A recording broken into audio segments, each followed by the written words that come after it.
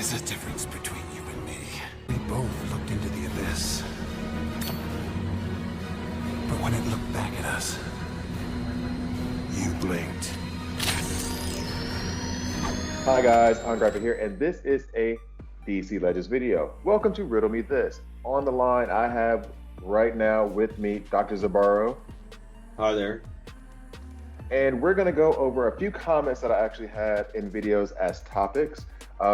Touch on them really quickly. This is going to be one of those shorter Riddle Me Thises, and then look forward to next week for the longer form Riddle Me This. Gonna have a couple of other special guests there. Also, before we even get started, please hit the subscribe button. Please hit the like button. And if you don't like it, at least hit subscribe and then hit dislike. That's fine by me too. All right, so the first topic we're going to get into actually is a comment that was left by Amazo. Amazo has been getting a lot of shine on this channel, but he's active. He likes to discuss, he likes to debate. So basically, I put out a video last week about Hawk and Dove saying that I am not going to level them. I'm going to skip them because their kits weren't really worth it to me as an in-game player. I might slow gear, slow level up Dove. I might actually do her now, but Hawk just seems like I don't really care, especially the Siege event. Dove is eh. So as a mid-game, mid-level player, Amazo said that he was going to skip out on them as well, and I wanted to pose a question to Dr. Zibarro. How do you feel about early to mid-game, mid-level players not leveling or working on the toons of the month? I think it's the wrong idea. If you're in my position, playing at 70-11, I'm probably going to skip these too. I need a break. But yeah, me too. If you are playing mid-level or mid-game, or however you want to refer to that, if you're still trying to progress in the game, is my point. Mm-hmm. You absolutely should invest in the new characters that are released every month. It's the #1 way to help you advance yourself. Now, if you feel like you don't need to advance any further, if you have a nice, robust, deep roster at the level that you want to work, you don't have to. But if you want to progress, because these characters are bonus characters in events, they help you in raid, all the events that come out in the subsequent month, they're given as bonus characters. So I even recommend that for newer players to invest in the new characters that are released, even if they hear bad things about them, because it's going to be the #1 way that they can advance. Now, let me ask a question, because to that point, I see what you, and I agree. I was going to say to the most part, but with all of it, if you're early to mid-game, mid-level, however you want to see it, then you should definitely be investing in the toons of the month. I've used this example 100 times before. Power Girl, Etrigan, they were toons when I came out. I invested in them. Now, I lucked up because they ended up being good, but also because I had invested in them, I was able to progress through the next few months because they were the bonus toons in the content the next month. But you say go ahead and invest even if you hear bad things. How much do you think should be invested into them? 59, 60, 10? At what level do you think that would be enough? Well, that's what I'm suggesting. If I'm conceptualizing somebody still progressing, being at say level 59 or 60, 10. If you're at 70-11, then it's really a matter of discretion. Mm-hmm. To me, I would think, well, to that point, if you are, I was about to say something that I'm not sure is true, because in the middle, when you're in mid, then you can have some 70-11 toons in your roster, but I don't know that it would be worth it to take not great toons past 60-10 at that point, because the gap between 60-10 and 70-11 is massive, and you have to use a lot of resources.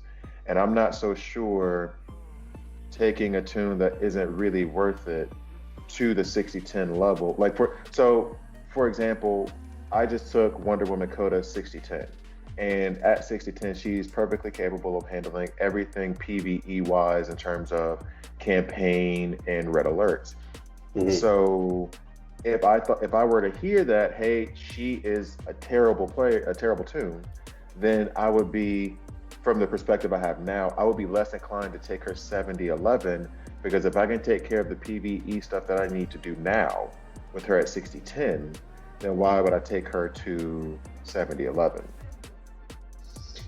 Yeah, we have some folks in our alliance that are 7011 players, and I'm not going to invest any more 7011. I'm going to do 6010 from now on, which is fine. I mean, everybody has their own personal preference and choice, but I frankly don't see why.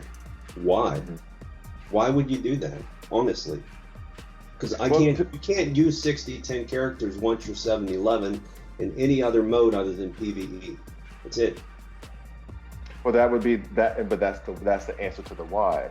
Because for me, for example, if I'm trying to think of an example of a terrible, okay, he's not terrible, and I love Batman, but I gotta use him.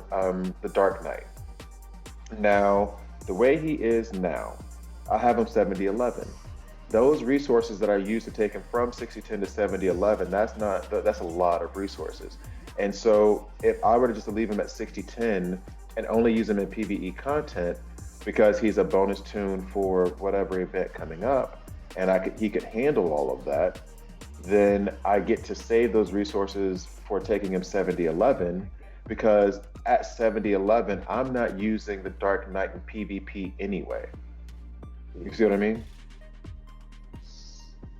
Yeah, the opportunity for you to use 6010 characters is so rare when you're already 7011. My contention is that if you're going to go a particular level, stay balanced at whatever level that is, all across the board, consistently. That's my contention. All right, we've had our first legit disagreement on a concept. Look at that. So I see your point. I do see your point of saying balance, but in my view, I think we had this debate also about rings. But in my view, if you aren't going to use them at 7011, don't waste the resources. In your view, might as well, your entire roster should be balanced, whether that's 59, 6010, or 7011. So those are the views for that question. So let's move on to the next. Let me add one thing. I just want to add sort of a qualifier to this for folks that may be listening.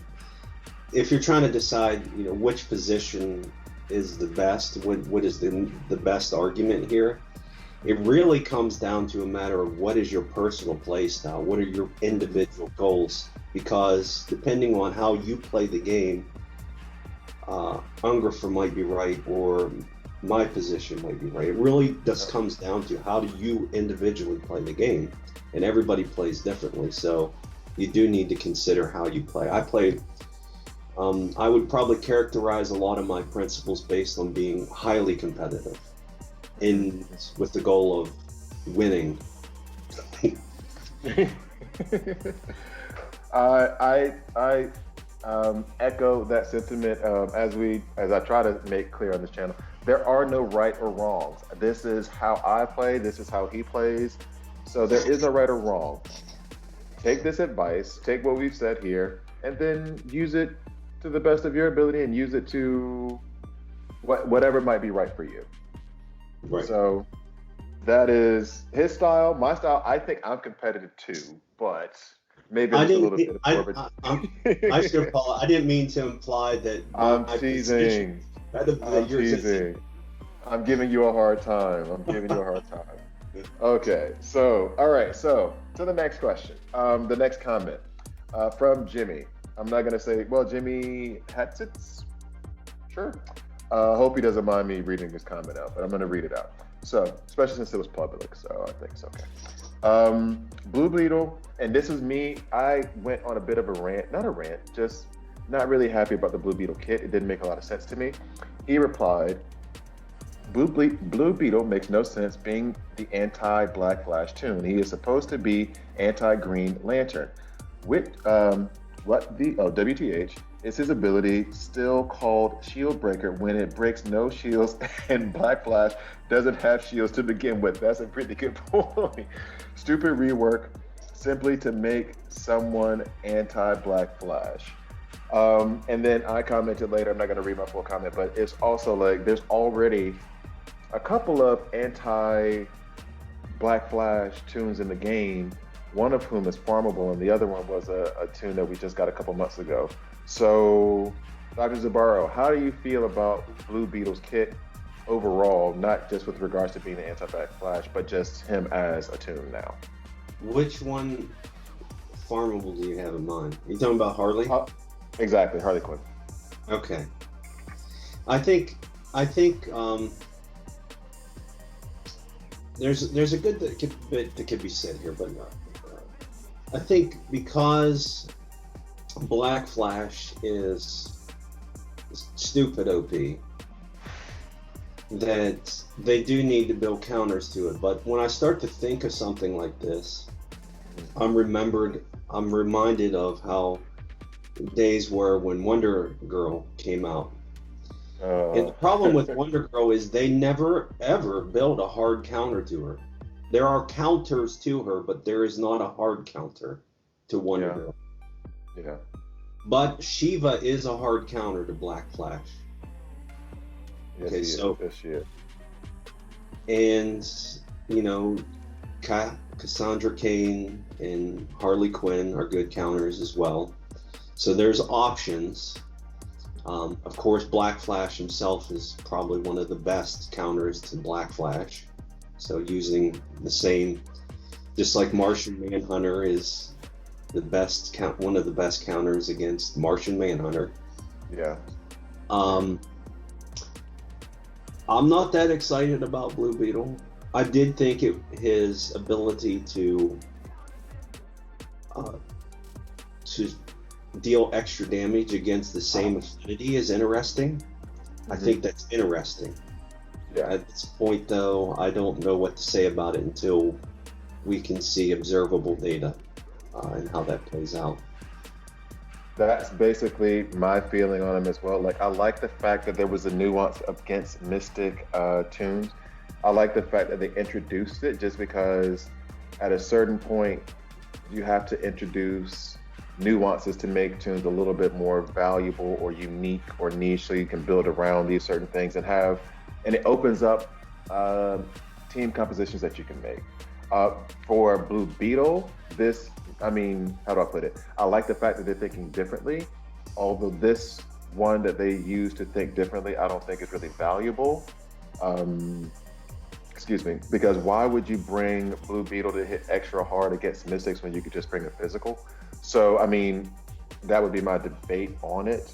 I'm not really impressed by them at all, but I do like the fact that they started thinking a little bit outside of the box of just this one ignores awareness, and this one does this, and this one does. They gave a little nuance that lets you work within the kit, that works within the kit, and makes that character unique. So that's cool. But other than that, it doesn't encourage me to level him up or anything like that. He's still gonna just sit on my bench. Well, I will answer sort of your question about why would I bring a mystic character when I can bring a physical character?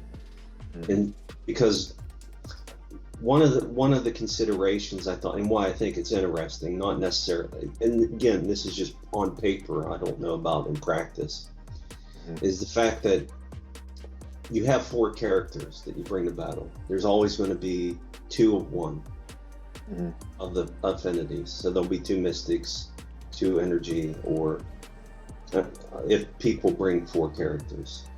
Yeah. So it gives you a little bit of flexibility to say, if he ends up turning out to be good, and that's to be seen yet because I haven't invested in him, that, and I have my skepticism about whether he is going to be good, but it's an interesting concept if they use it again in the future, because you can use that character where you would bring a physical, he can help you out against a mystic and an energy character.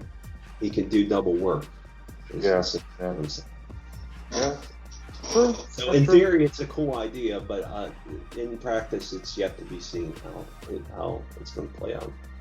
Yeah. Okay. Agreed. No, that's a good point. That is a good point. So Blue Beetle yet to be seen if he's useful, but we're both skeptical, and I'm leaning towards the idea that we're both right.